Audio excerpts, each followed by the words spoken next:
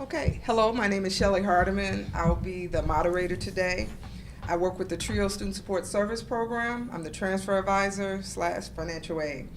I want to start off by reading a few of the bios of the panelists. Marty Bloodsaw, VP of Human Resources at Eleanor Central College, is a graduate of Washington University with a BA in philosophy and holds an MBA from Fombourne University.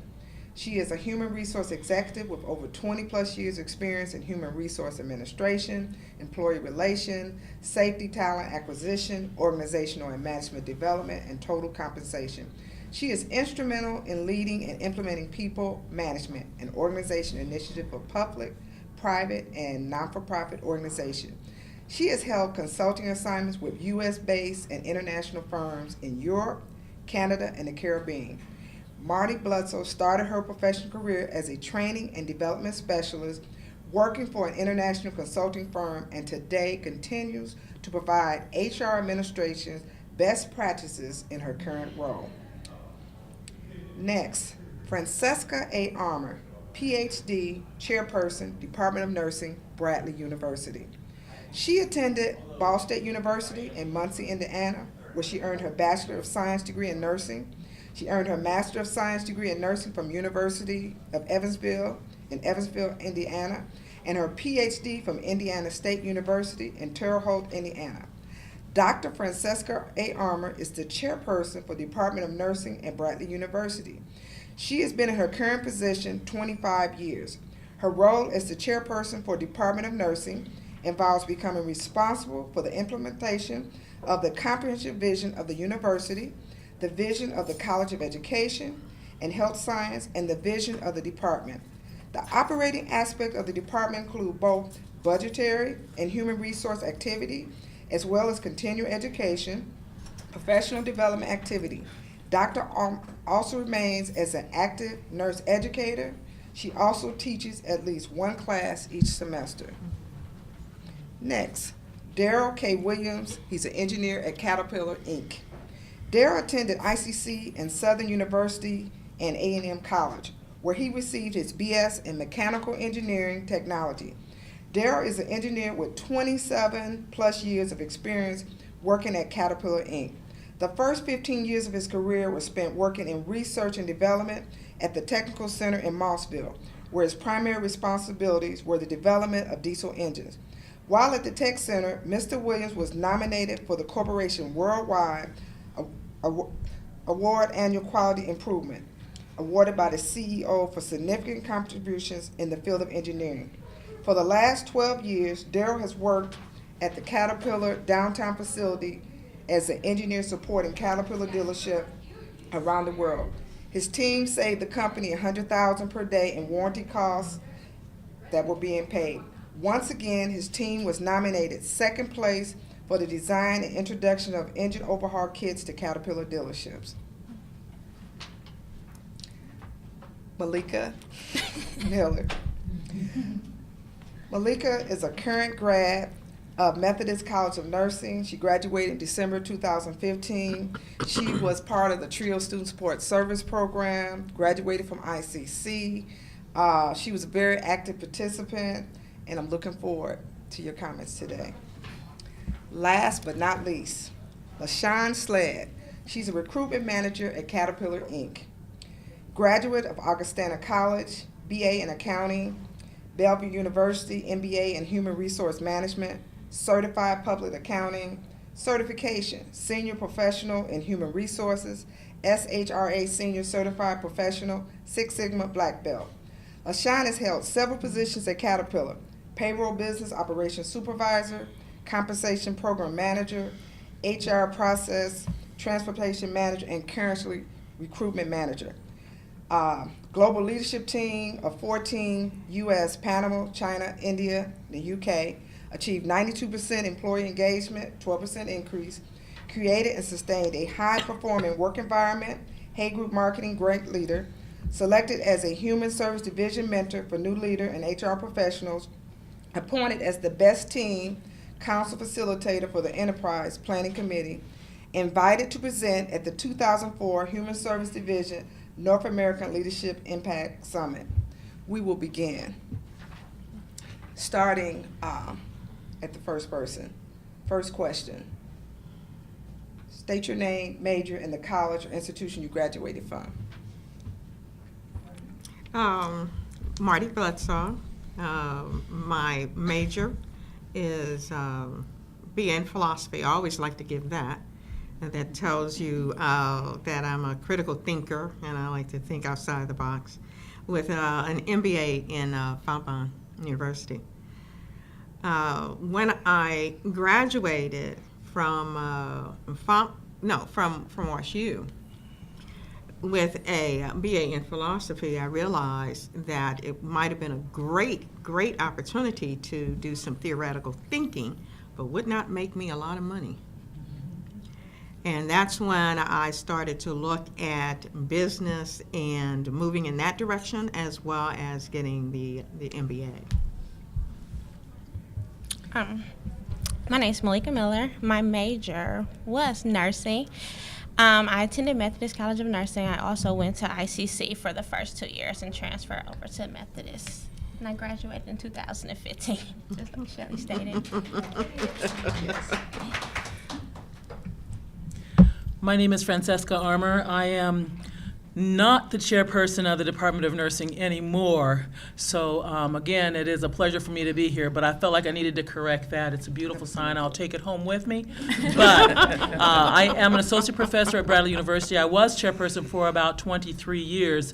I had my major was nursing, is nursing, and had pursued it throughout my educational career, as was Red, bachelor's degree. I stayed in Indiana. I'm a Hoosier at heart. I live in Illinois, but I'm a Hoosier at heart. Bachelor's degree at Ball State in Muncie, Indiana. Master's degree in nursing at University of Evansville, Indiana. And then my PhD is in educational administration. It's considered a doctor of philosophy. It's a research doctorate. I'm absolutely thrilled about it. And I'm at Bradley University. I've been at Bradley University since 1990.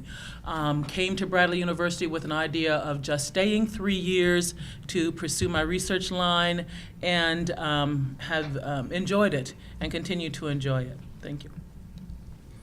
My name is Darrell Williams. I have a Bachelor of Science in Mechanical Engineering Technology from Southern University, A&M College, located in Baton Rouge, Louisiana. LaShawn Sledge. My undergraduate major was accounting. I attended Augustana College in Rock Island, Illinois. It's a small private Lutheran college not far from here. My graduate degree is an MBA with a concentration in human resources management. As Shelley mentioned, I work for Caterpillar, been there for about 16 years, and much like my fellow panelists, I was planning to be here a few years and go back to Chicago, but still here in lovely Peoria, and have enjoyed my career at Caterpillar. So. Okay. This question is if you attended a community college first. If not, we'll go to Malika. Could you discuss your experience at ICC in the TRIO program?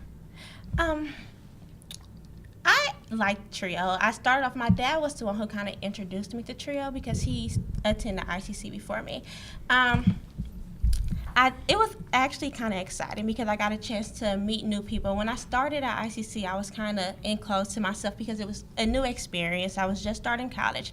So to join TRIO, I was able to communicate with other individuals that was doing the same thing. We wasn't majoring. Everybody wasn't majoring in nursing, but everybody had a goal. And they had their own plan, and just being able to talk to individuals who has a plan and a goal made college a little bit more easier because they was able to understand the stress of being, it wasn't like high school, your parents are on your grades. I was able to see my grades, and I had to then tell my parents my grades. So TRIO, I definitely feel like was a great experience. I got a chance to travel, went to Springfield, and I definitely enjoyed being a part of a community college and branching off to Methodist. Okay. The next question, could the panelists discuss? Just a second. Okay, go ahead. I attended ICC College back in the early 80s. When I initially started here, I never really had any intention on pursuing a associate's degree. When I graduated from high school, I wasn't sure what I wanted to do. So I was working full-time at the airport here, early 80s. I thought I was doing good, you know. I was making $7 an hour. That was good money back then. Living at home, I thought I had it all. But my parents continually impressed upon me the importance of getting an education. So it was my intent to pursue a 4-year degree, Bachelor of Science degree. So during the time while working at the airport, I was taking some classes here and there, at ICC, part-time mainly. So I ended up with about a year's worth of credits. While here, I was born in Peoria. So I had a lot of distractions surrounding me, you know, friends and stuff, you know. As they say, you're a product of your own environment. So my friends come around, you know, I might want to say, no, man, let's go party, you know. So finally I decided I had to get away from that atmosphere. So therefore I transferred to Southern University with a year's worth of credit and then graduated in 3 years from there. So yes, I did start here at ICC. Wonderful college. I remember at the time I was coming here, they were saying that I had one of the best English programs. I took classes here like English 110, 111, a lot of prerequisite courses that I didn't take in high school, you know, because in high school, I didn't really know what I wanted to do. First, I thought in high school, I wanted to become a dentist. And then I thought, yeah, as time went on, do I really want to go to college for 4 years, another 4 years of dental school? And I really wasn't too fond of the idea of, you know, digging in people's mouths and stuff. I kind of changed from that, you know. So decided to pursue engineering. If I can add to that. You asked if you attended a community college. I attended a community college in St. Louis. It was Forest Park Community College. And there were 10 of us that graduated from high school. And we all, as a group, decided that we were going to go to college. And community college was the only thing that we could afford. Community college was the only thing that I ever knew about college. And my career path was actually that of a court reporter, because I loved looking at Perry Mason and seeing the people, you know, do their thing.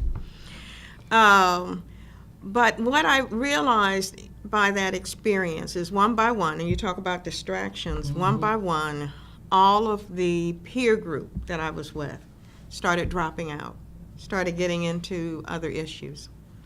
And one day, an advisor came to me named Miss Ruth. And Miss Ruth was my 8th grade teacher who had transferred to Forest Park, and said, if you're interested in going further, let me help you. And it was because of her that I ended up with a full ride scholarship to Washington University. And as I start to reflect on the change that a community college happened in my life, I really don't think I'd be sitting here right now. I probably would be sitting probably in a courtroom or someplace else. But it was because of that experience and what that teacher or advisor or whatever that person saw in a poor student to say, if you're interested, then I will help you move further. And that's my experience. Excellent. Okay, next. List your current employer and job title and discuss your job duties and experience in the workforce.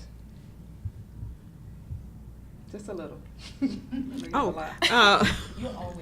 I know, okay, I'll have to remember that one. Current title is VP of Human Resources. And the duties that I perform, pretty comprehensive.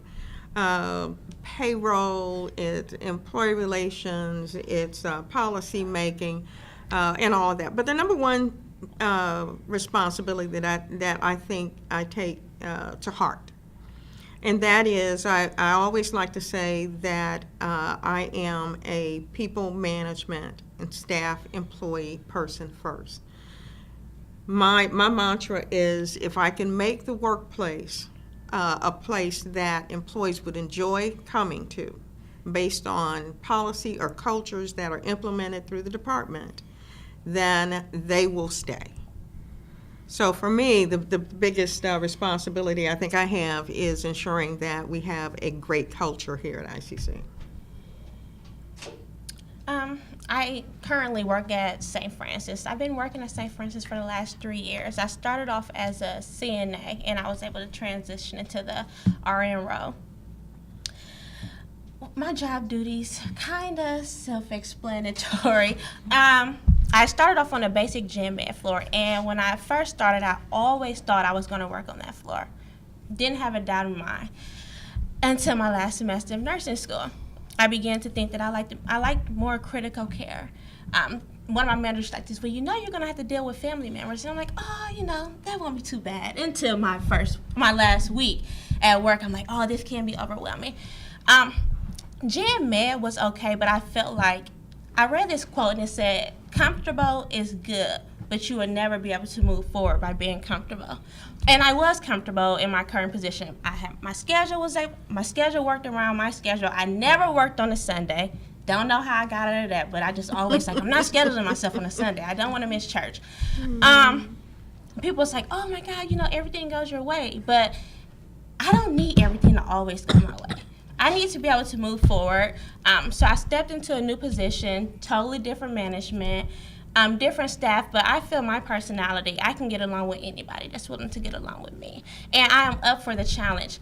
And with critical care, it's a learning experience, and unfortunately, sometimes my learning experience can be another family's demise. And that's the only thing that kind of bothers me to a certain extent, because it's like, oh, you know, somebody cold, let me jump in and do compressions, but once we have to tell that family, your loved one didn't make it, that's when it bothers me. But then that was my learning experience. I got to learn what meds do this, what meds do that.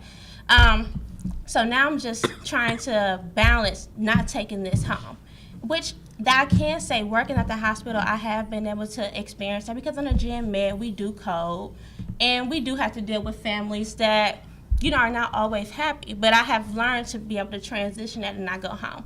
But the ICU, it can be a little mind-breaking, because you have so many people making decisions and you don't always agree with the decisions. And you have to learn how to say, you know, that's not okay, without, you know, having somebody be, you know, taking offensive, and you have to learn how to say, you know, hey, I think that we should do it this way, or pull them to the side. So I'm definitely looking forward to pursuing my ICU career and maybe going to CVICU. I kind of like the tough role, and I'm liking the adrenaline. So, and I guess the most important part about being a nurse is being able to advocate for your patients. We learned that was the biggest thing I learned at Methodist, is being able to advocate for my patient. In the ICU, you do have that, because you are able to communicate with the doctors. They do come. You have the doctors on the floor. It's not like a gen med floor where you have to call and wait for the doctors to get in touch with you. You can say, hey, this is what's going on. This is what I think we should do. Regardless if they agree with you, but they do respect your opinion. And I wanted to be more involved in my patient's care. I wanted to know what was going on with my patient. On a gen med floor, you have 5 patients. You don't understand. You know, you don't fully get a chance to read, 5 files. But ICU is 2 patients. You get to understand everything. You get to understand the disease process. So you begin to put all the theory from nursing school in clinical. And you really learn how to be a nurse doing clinical practice, hands-on. Nursing school is booked. Taking the NCLEX, you have to know theory. But when you get out on the floor, you have to know the skills, and you have to be able to apply the knowledge and the skills to be able to save your patient's life. And not every day that is going to happen, but being able to walk out and say, regardless of what happened, I did everything I could do for this patient. And just being able to have the families understand that sometimes things don't always go as we want them to go. And sometimes we have to respect, that this is this patient's situation, and we have done all we could do. So it's either God's decision, or sometimes you could take a patient off the vent and they begin to start breathing. So we just have to sit back and watch sometimes, and I love it. I love it.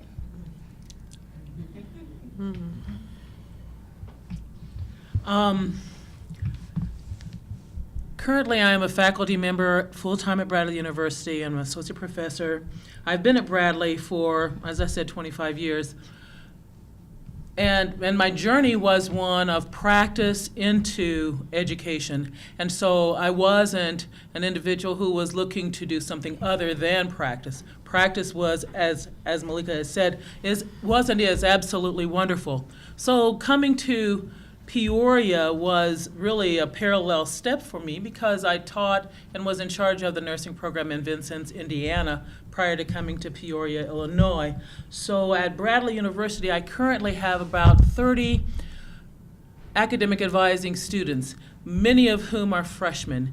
And for me, that offers an insight because when you're thinking about a nursing major, you're looking at the things that you want to do, which usually means care for patients or care for individuals, or you've had some experiences in life that have drawn you to a caring profession like nursing.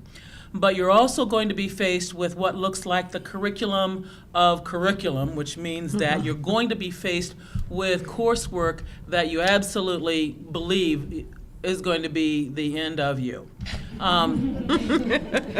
My freshmen are currently doing fairly well, and I have to say that very honestly because there are going to be times when if you haven't learned how to study, then you're going to have to learn how to study. There are no magic formulas when it comes to success.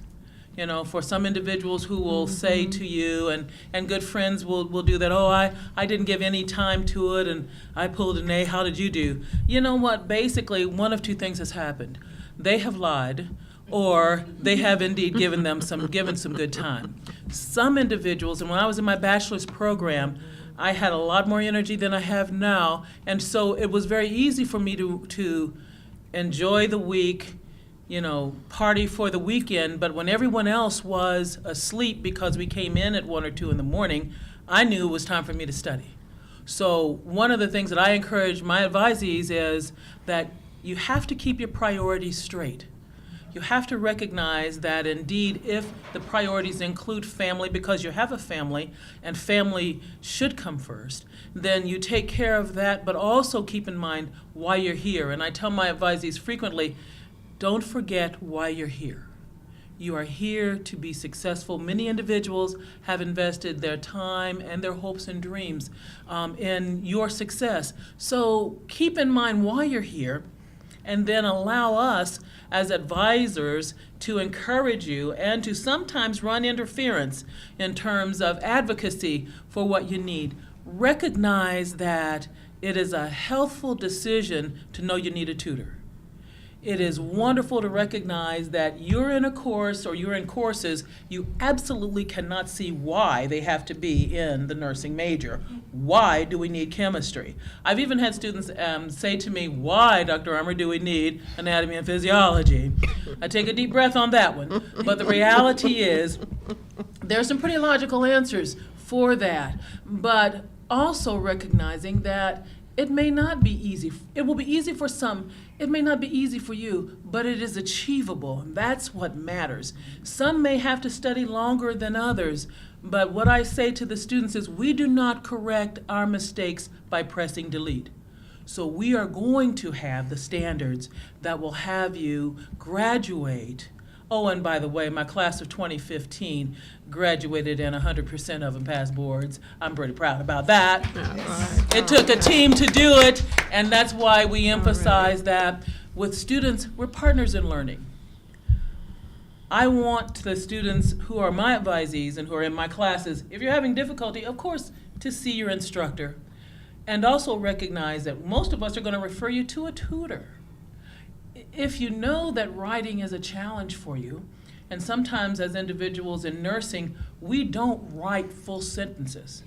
We now have a jargon, and with electronic health records, we barely don't know the difference between a subject and a verb because it's not necessary for our profession. But it is necessary because your life as a nurse will extend beyond the four walls of an acute care setting.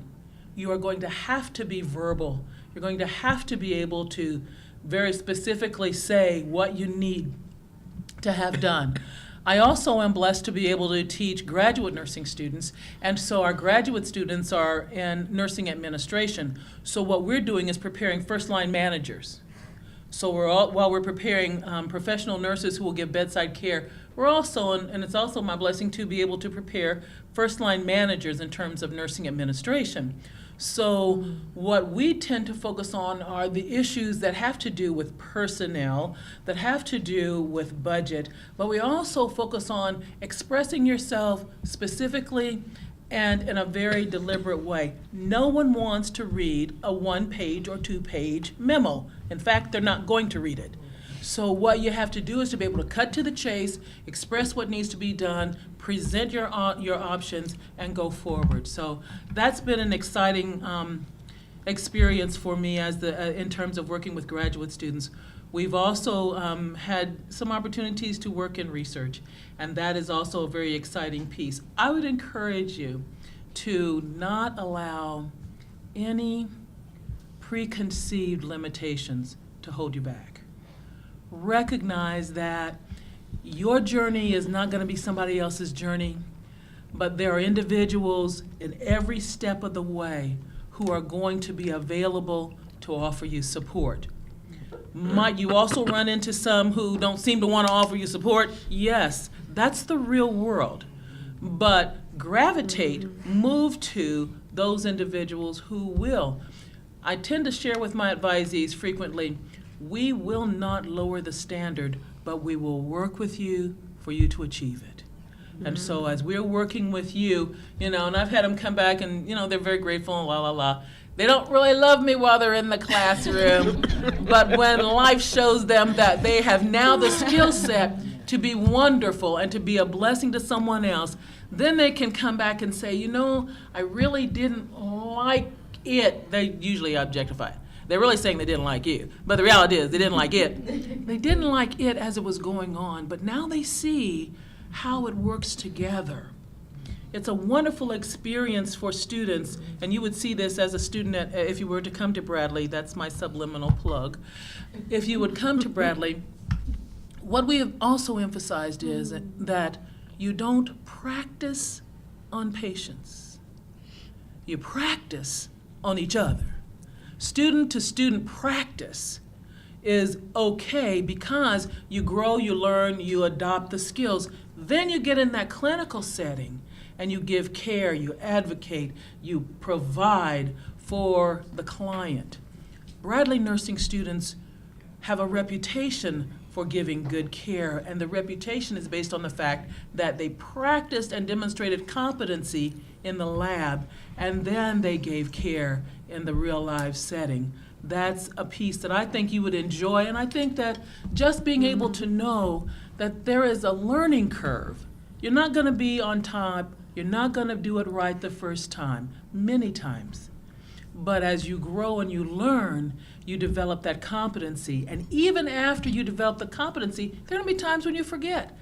We understand that. And I think that's what's wonderful about the journey, that none of us got it right the first time. Most of us did not. Some of us didn't even get it right the second or third time.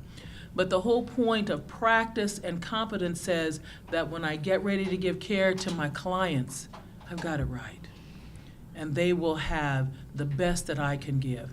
I think that's the rewarding piece that kind of keeps me as an educator involved in educating nursing students and nursing majors, and in encouraging them to be very, very sure if you decide to change your major, because many times it's just the fact that in the experiences, got to mention this, in the experiences of preparing you to be ready to write the licensing exam, you're going to have what we call the broad brush. You're going to have care for children, care for moms, care for senior citizens, care in terms of the broad piece in terms of what we call medical and surgical nursing.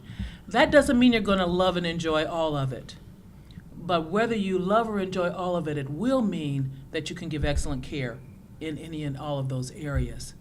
Because we are preparing at that baccalaureate level a generalist, an individual who could give care wherever they've been assigned. And then after they earn, and after you earn that bachelor's degree, you can move into what we call advanced practice. That's where you specialize, and that's where you have even more independence and autonomy. I've been working at Caterpillar for 27 years now as a mechanical engineer. And I was sitting here thinking about when I first started working there. I had a project engineer, and he told me, he said, Daryl, if you're lucky, you can move around a lot. You can change jobs a lot here at Caterpillar. And that's what I've been able to do. That's one of the reasons why I chose engineering, because they said in engineering you had the opportunity, you can go into marketing, you can teach, you can go into research and development, you can become a technical writer, a lot of different avenues you can take. So the first 15 years of my career I spent in research and development at the Tech Center. While at the Tech Center, I did a wide variety of engine development, testing diesel engines, wide range of things. So the last 12 years, I've been working downtown building LC, which is located on William Cump and Jefferson, right behind the ballpark, Chiefs Stadium. While down there, I had a short stint working as a technical writer for a couple of years. Then I went into kit engineering, and now my current job I've been at for 3 years, whereas I develop or design aftermarket products. To be more specific, classic parts. I would do what's known as reverse engineering. Classic parts is designed as a low-cost price point for a customer who has an old machine. You have a lot of people, construction operators or outfits that might have machines 30, 40 years old. So that customer doesn't want to spend a whole lot of money on an old machine. So therefore, we design what's known as classic parts, which is similar to your car. Let's say your car, you might have a new car. Long as it's under warranty, you take it to the dealership, he's going to give you that original part. But after the car is 5, 6 years old, you might want to go to Advanced Auto Parts, AutoZone. You get a low-cost aftermarket product. So that's mainly what I do. I've been doing that for approximately 3 years now. Okay, well, my job's going to sound awfully boring because I am a strictly business person. I don't have engineering or nursing type technical skills. I've been with Caterpillar for 16 years, and I cringed a little bit when he said 27 because, well, and the reason for that, I know a lot of them have talked about not limiting yourself. You know, when I first started at Caterpillar, I will hear people say that they've been there for 16, 27, 30 years, and I thought, you poor people. And now I'm at 16, and I'm sure there are people that are new to the company that are looking at me and going, you poor woman. And so I just kind of giggled because I'm like, I'm not too far off from that. And it seemed like a long time when I first started. So my career, though, like I mentioned, I've got a degree in accounting and one in human resources. I do not do the human resources type work that you heard about before. That's kind of the core personnel dealing with people. My role has been to kind of use my business knowledge to help in the human resources realm. So I do things like compensation and benefits, where it's more on the business side and less of dealing with personnel issues on a day-to-day basis. I supervise in payroll.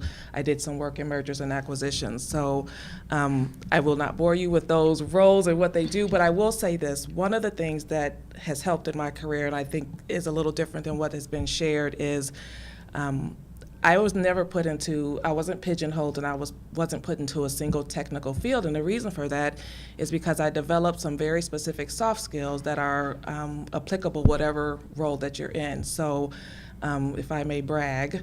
If you ask anyone that has worked with me, you know, what you'll hear is she's an effective leader. She's able to get people rallied together around a goal and make it happen. That's a skill set that can work in whatever role I'm in. Being results driven, you know, being very focused on a goal and end target and making sure that we're taking the right steps to get there. You know, they'll talk about problem solving. You know, as an HR person, when I do have those more personnel discussions, every role at Caterpillar is about problem solving. We've got something that we need to fix or come up with as problem solving, critical thinking. So I know Dr. Armour mentioned a lot about the nursing, and that you also, on that administration side, you have to expand your business knowledge, and that those are the skills that are going to be critical and allow you to transfer from one area to another. And I will also add, she mentioned the writing in nursing, and I kind of giggled when she said that, because I am called upon quite a bit to act as a mentor for people in HR at Caterpillar, and I've mentored a couple nurses, and they've been sent to me for just that. They don't have the business skill to function effectively in that corporate environment. They're fabulous nurses, they provide fabulous care, but they struggle with things like presenting information in a way that someone that's not a nurse can understand. They struggle with structuring emails in a way that they're considered business professional.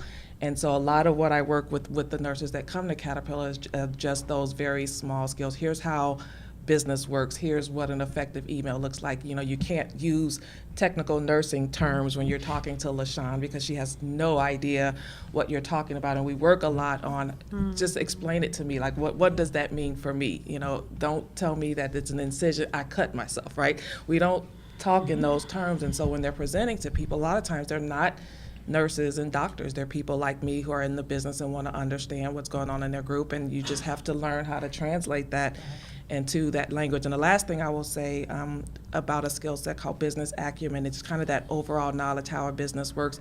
I don't care where you work, what field you're in, you will always do better in your job if you understand how your business works, how they make money, what their strategies are, what their goals are. I am not an engineer, but I understood everything that Daryl said, because I take the time to make sure that I know what drives Caterpillar, how they make money. He talked about kits. I was actually on a project once where we dealt with kits. I wouldn't have known that, you know, ahead of time. I know now that aftermarket parts is our big push. You know, I just did a presentation. Again, I'm in HR, I do recruiting, right? But they call upon me to do things like explain why Caterpillar just changed. And I said, you know, if you were to look at the news, you're gonna hear stuff about the mining industry being down and gas prices. Well, in real language, what it means is we serve customers who are not making any money.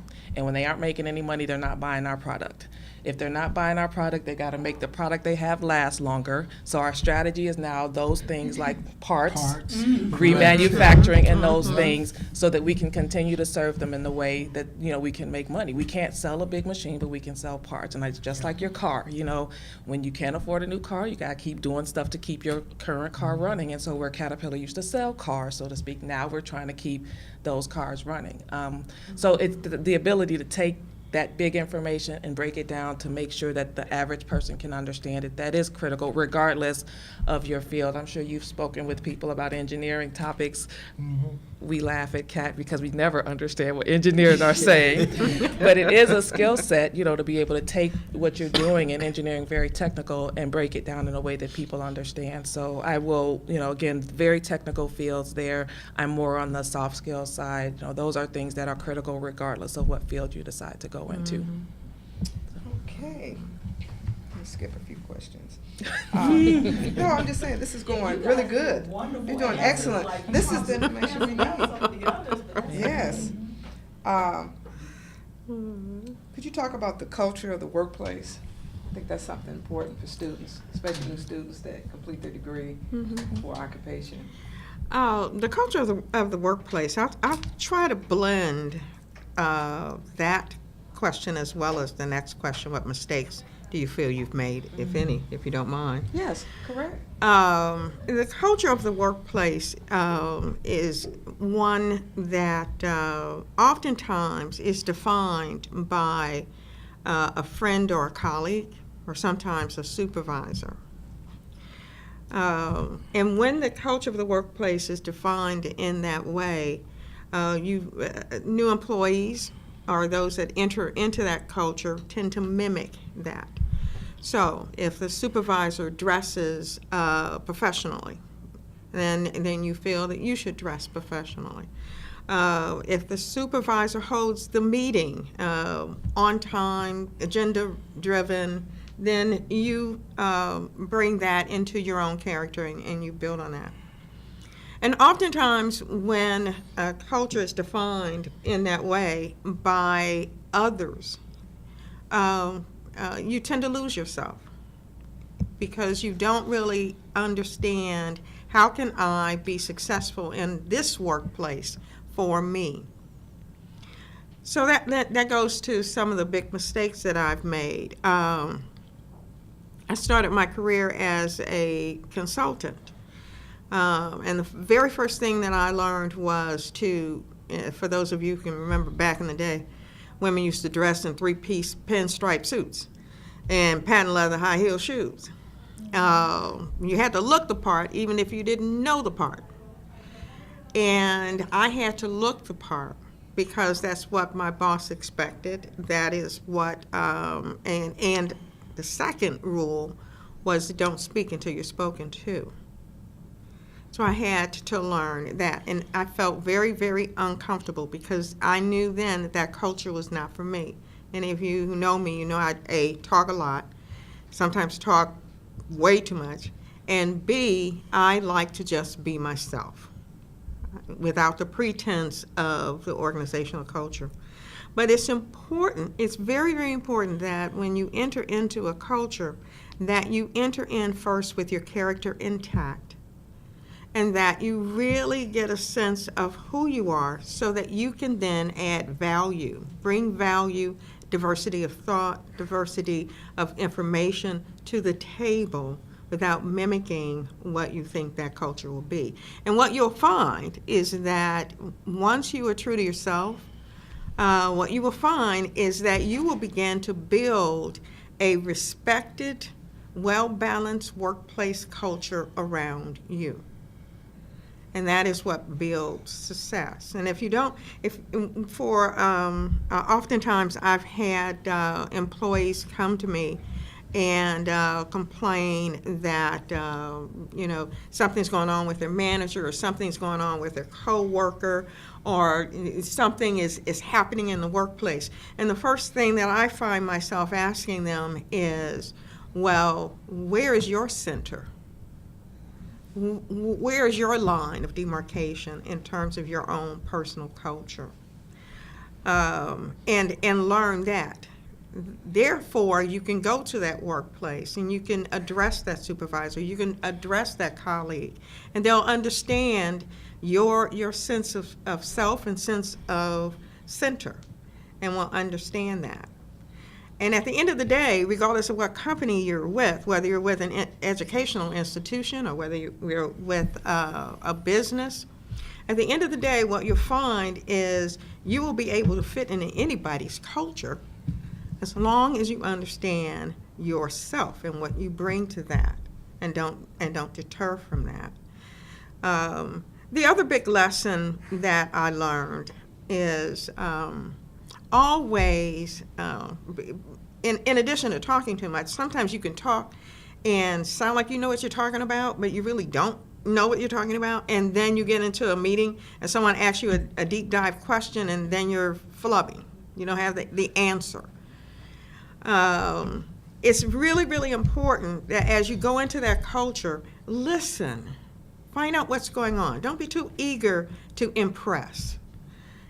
You can impress later through the output of your work, but go into that culture and learn that culture, understand your role, ask valued questions, and don't make an assumption that you want to impress. Again, being impressive will come later. People will know. Just as I didn't try to be impressive, how could I? In 8th grade, I didn't try to be impressive. But I must have impressed somebody along the way for that 8th grade teacher who's now an advisor to come to me out of the 10 that I was with and say, I want to help you. So if you understand your center, if you really listen, all of your your imagery, your brand, or whatever, that will come to the forefront. And oftentimes through mentoring, we really should stress that to students, or in my case, for new employees when they come into the organization. Just listen, understand the culture, be yourself, and be true to yourself.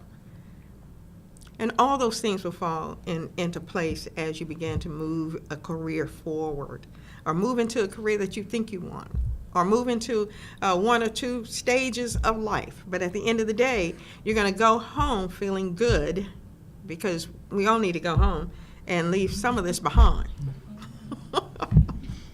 I would like to say, when it comes to the question, just gonna jump answer if you feel you have a comment. I was going to jump, this is the HR topic, so we're like all over it. But on the culture thing, what I would add is when you start out in your career, it's very much about assimilating to the culture until you understand, build a reputation. But as I built a reputation, I now am in a position to influence culture. And so if that's something you're interested in, you go in, you assimilate, you build your reputation, establish your brand, and then you're able to do that. And so one of the things that I'm proud of is I always say I bring my whole self to work, and I encourage my team to do the same.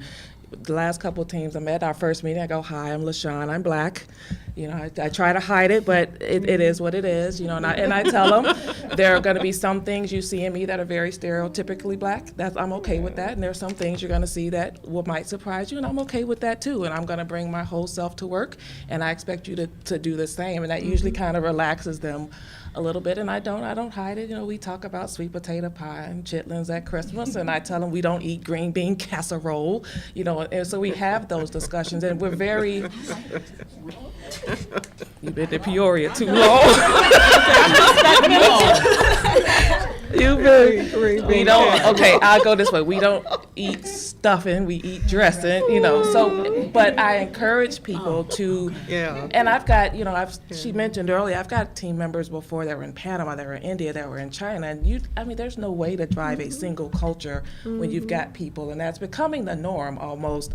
And so when I am open about it, you will be surprised that if you're open about, other people will open right up and share well. And so, if you're comfortable bringing your whole self, if you do that, I guarantee you the people around you will jump on board and do it too. They're just looking for somebody to say it's okay, or somebody to feel comfortable doing it. The other example I'll use, and I'll pass it back down the other end, is I've got 4 children, and I just realized we know each other from Christ Lutheran. It was killing me. But I was like, where did I know her from? But, and my kids, sometimes they're great kids and sometimes they're not.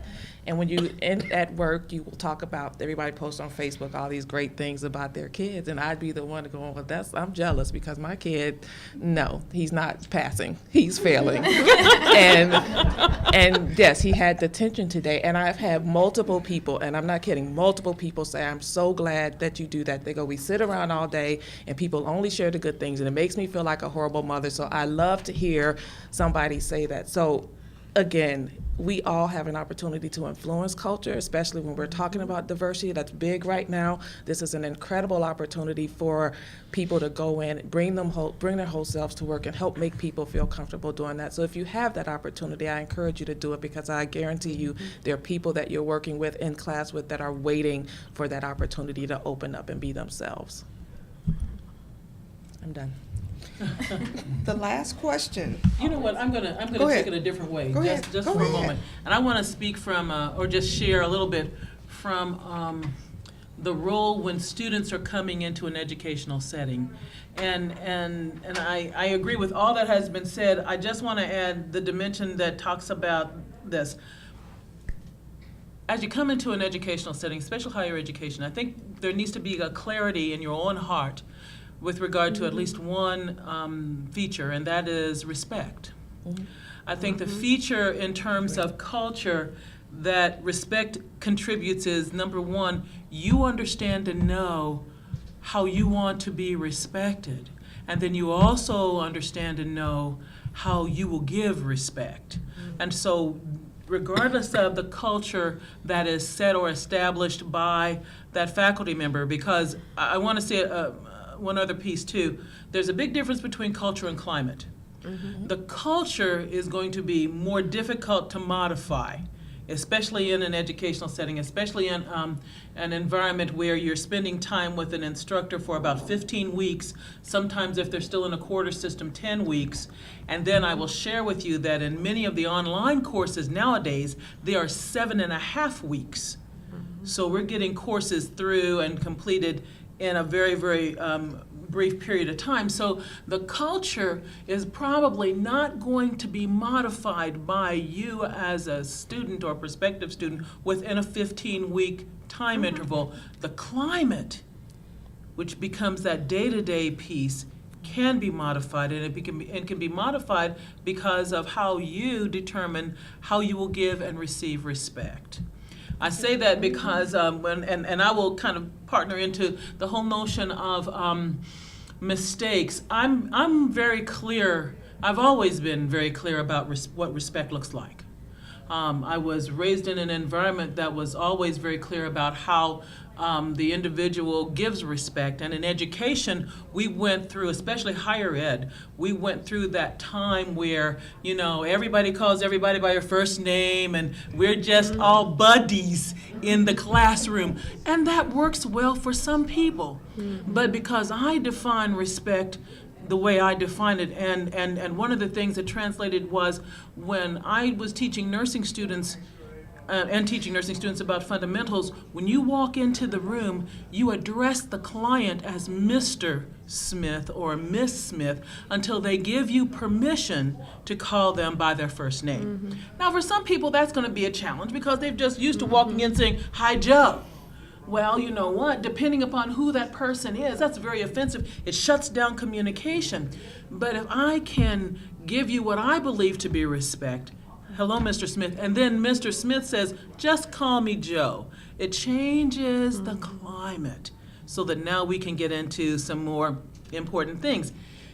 In education, I'm not the person that a 19-year-old or a 21-year-old or a 5 or 45-year-old is going to walk into my classroom and say, "Hey, friend, what's up?" I'm not your girl because I understand what respect looks like for me.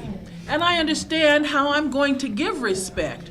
So if I'm going to give respect, and I'm going to say to you, I'm comfortable calling you Miss Smith, or I'm comfortable calling you Sue. What works for you? And then you can give me permission. That to me may sound stuffy and it may sound formal, but I found it to be very relaxing because it says this is the environment when you're in here for about 50 minutes or if you're in a 2-hour session. And so that's how we can start things going. I think that's important also, and I'm going to put this in here, and I know it's going to sound old, but believe me, it works. You need to be careful what you're doing on your websites, on your phones, and what you're putting on Facebook and what you're tweeting, because I've said this with nursing students again and again, especially with the seniors, because in the process of getting a job, we can access a lot of things that you do. I had a student who became a very wonderful graduate, was doing excellent work in Indiana, excellent work. She was fast tracking. She was doing a great job. And in the process of communicating on Facebook, she made a comment about it's taking so long for this particular institution to pay me. I don't know whether they bankrupt or not.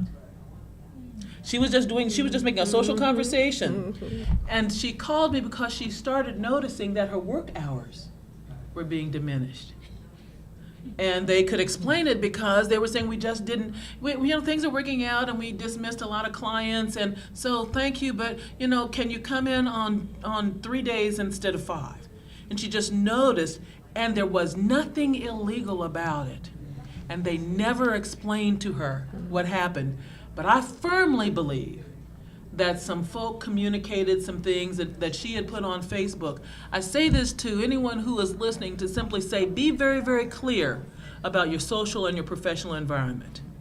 Be very, very clear about how you carry yourself, especially in our profession, because in nursing, we can lose our license, or we can be in jeopardy of losing our license based upon certain behaviors. You can be of age to be able to drink alcohol, and there's nothing wrong with that.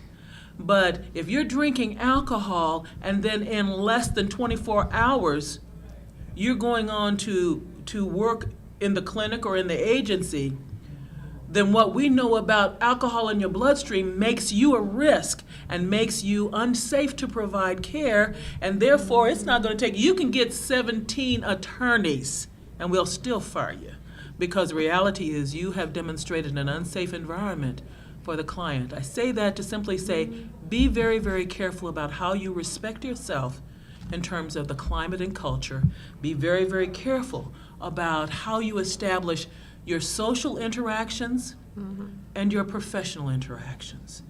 Because frankly, I have laughed with some of my colleagues in other states, because when I've met their spouses or their support person or significant other, and I would shake their hand, I would smile, because it's like, you have no clue how much I know about you, because of what is on your on Facebook or what the people talk about in the lunchroom and things like that. There are certain things I really think you need to be clear about when it comes to respect that are not a topic for conversation when we're on lunch break.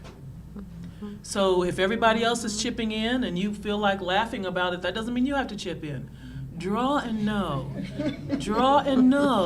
what it means to have respect in both your social and your professional settings. And I think it boils down to knowing the you that you bring into that environment, because it can make a difference. I am very, very clear about how I will be addressed and how the clients I care for will be addressed, because then once they give permission, that is how we create that initial environment that allows them to know, I'm going to respect you and I'm going to give you the best care, and the student is going to respect you and is going to give you the best care.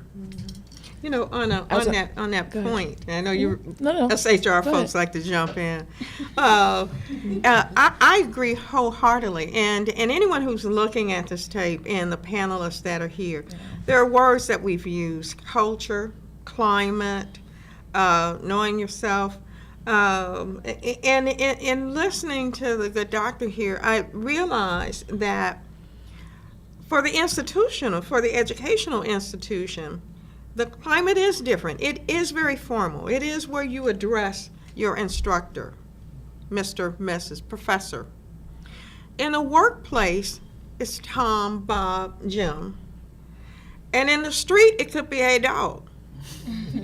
You need to understand the differences.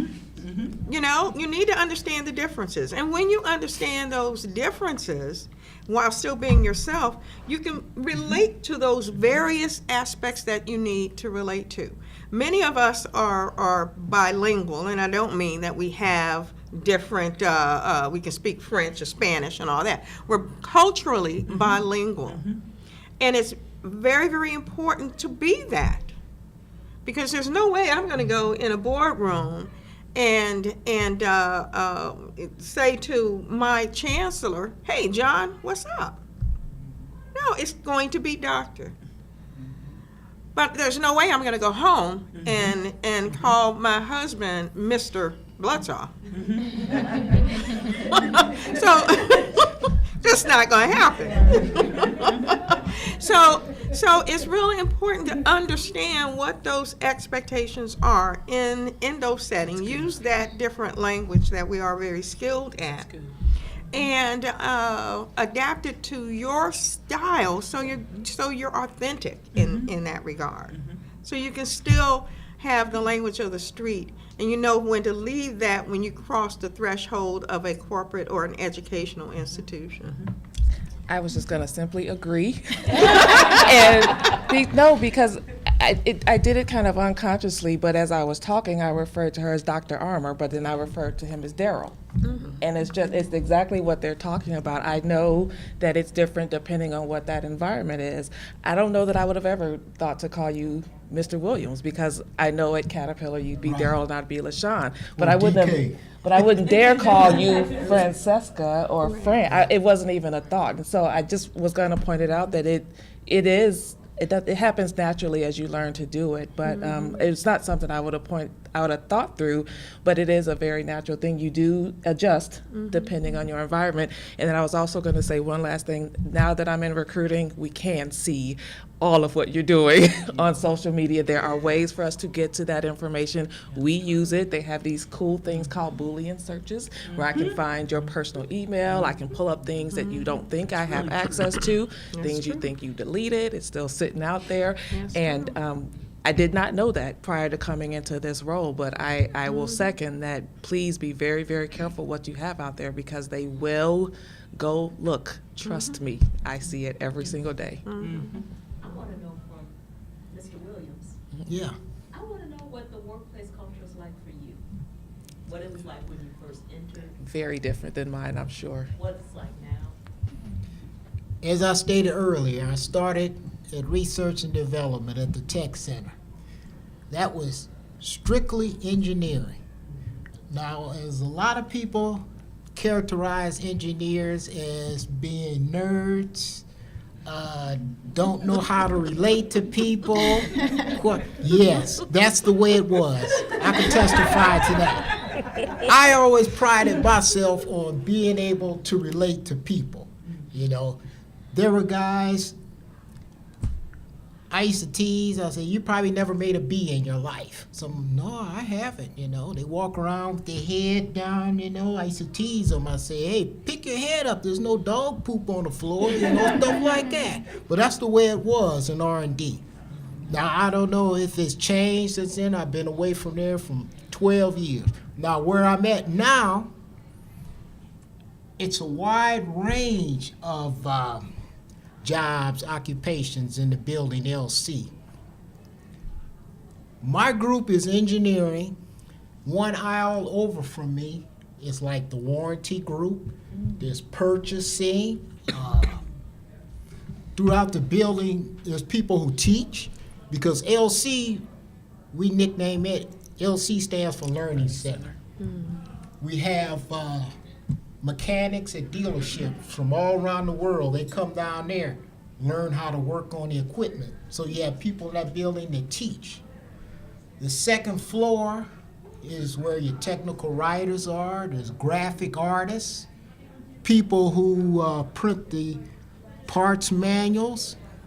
We have people in translations. A lot of our material, printed material, has to be translated into different language. So there's a wide range of people. It's different because there was a period there where we left building LC to go back out to Mossville from 2007 to 2010. Went back out there, same thing again. So we returned back downtown in 2011, and one of the comments I made was, I got to get used to this. I say, people speak to you here in the morning. You know, you walking down the hallway, good morning, you know, which is much nicer, you know, people who knew how to relate to people.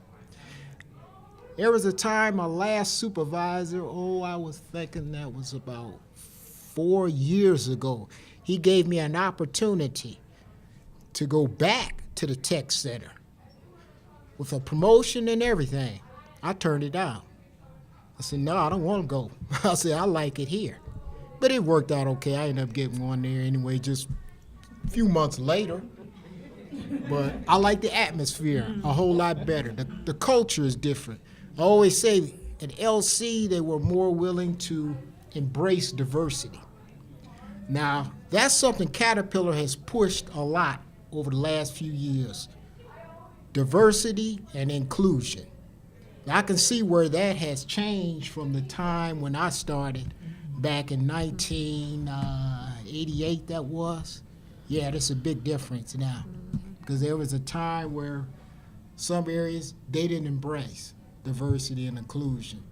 Because I remember when I was at the Tech Center, they wanted to, they had like a thing where for lunch, they wanted to introduce ethnic dishes. And I remember a couple guys, they were against that. No, we don't need that. We don't need it. It's changed today. They have that. Cafeterias throughout Caterpillar. I worked at the tech center twice.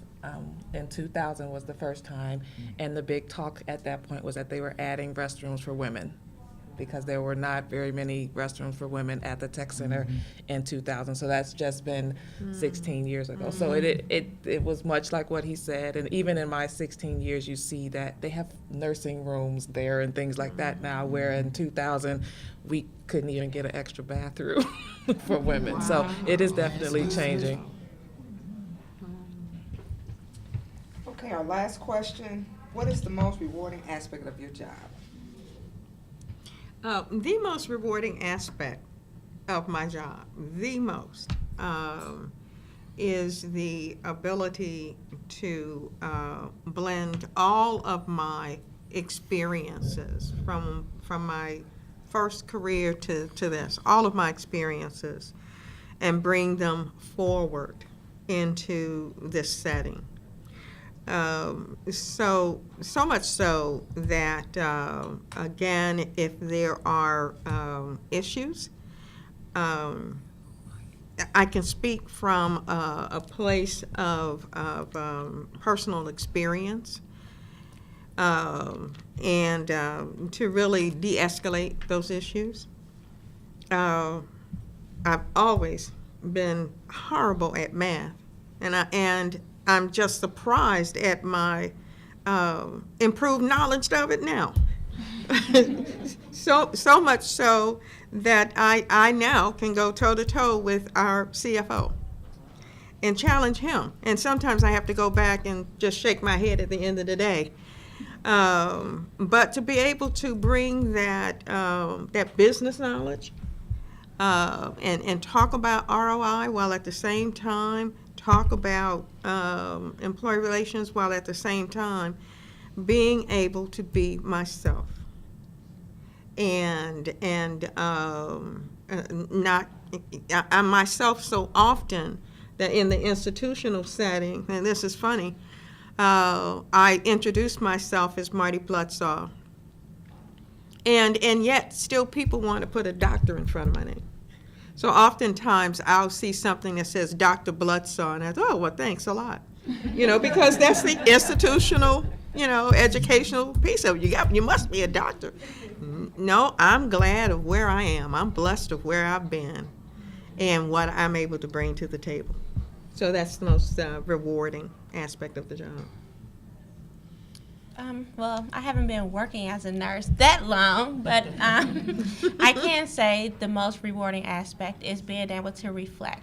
When you're in nursing school and you're taking all the classes, just like he said, you ponder and you get your friends, why am I taking this class? This class is so stupid. Why am I taking this class? And you hate it. You hate it. And during nursing school, I said, you know what? I don't ever want to relive this moment, especially when it came to NCLEX. But once you get out, you're like, oh, it actually wasn't that bad. So being able to, one of the most important things that I learned at Methodist that they kind of installed with us was educate your patients, especially for hospital because readmission rates. So if you can educate your patients to prevent them from coming back to the hospital with the same complication. So being able to now use my knowledge and educate my patients has been the most rewarding part for me because it makes me feel smart and it makes me appreciate my degree a little bit more. So when I first graduated, I just kind of threw it on the bed. So now when it falls on the floor, I just pick that $50,000 degree up off the floor because I am paying for that.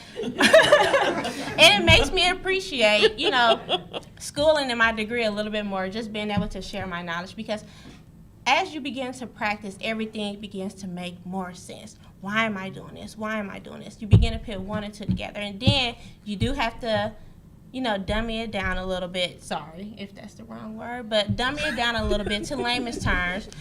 Because we do talk to each other and we would just use like little jargon and say NPO. She know what I mean by NPO, but you don't know what I mean by NPO. So I just say you can't have anything by mouth. And you wonder, how does NPO correlate with anything by mouth? So being able to just break it down, I think that kind of has been the most rewarding part. And I'm looking forward to being able to experience that a little bit more down the road.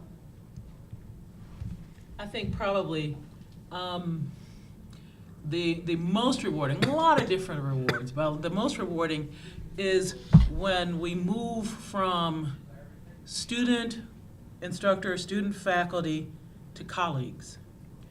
We become colleagues in terms of what we will be doing together.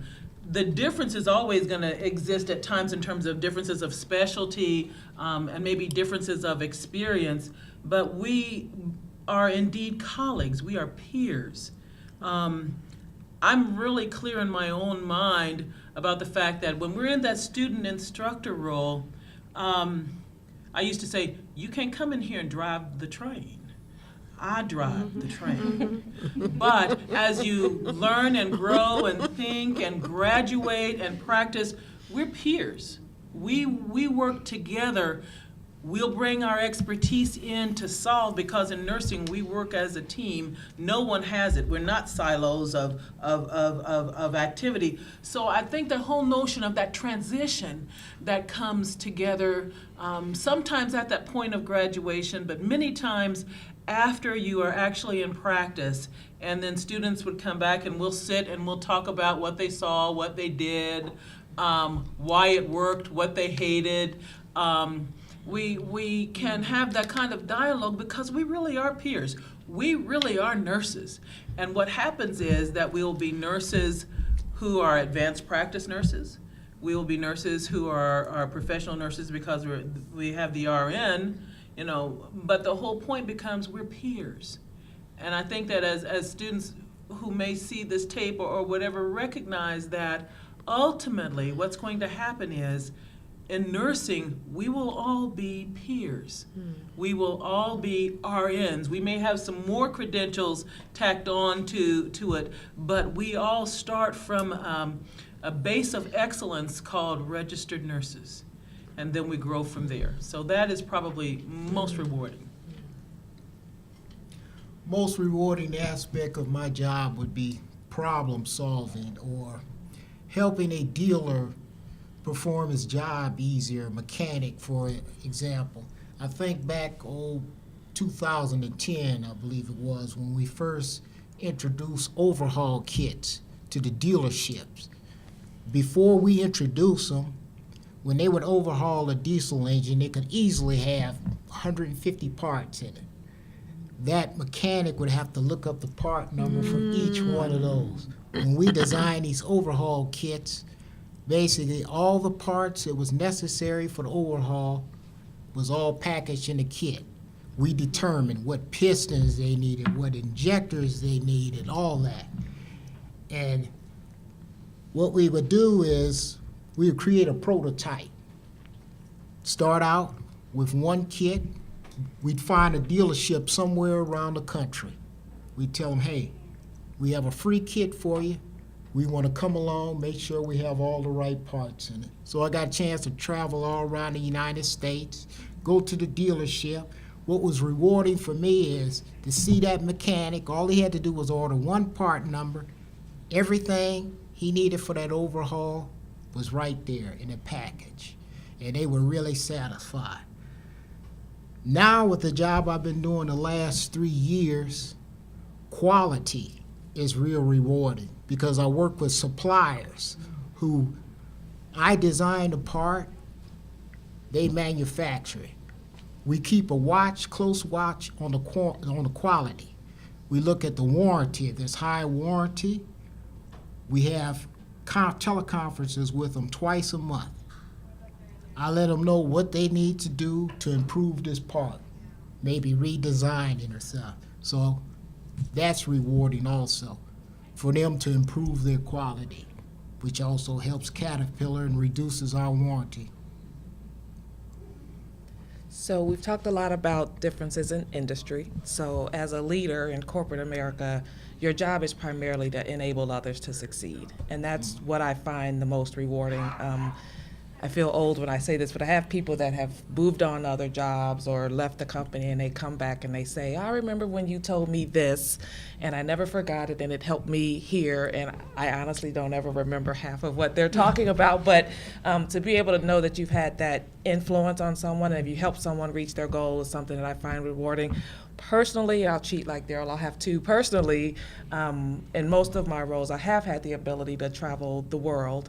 And I'm a kid from the south side of Chicago. I grew up on 38th and Wabash, for anybody that's familiar. So to have the opportunity to be in India or China or, all these different places where I'm learning about things that I knew nothing about, and most people that grew up like me will never know anything about, has been incredibly rewarding, and quite frankly has had an incredible influence on the life decisions that I've made since I've been exposed to those things. So that's it.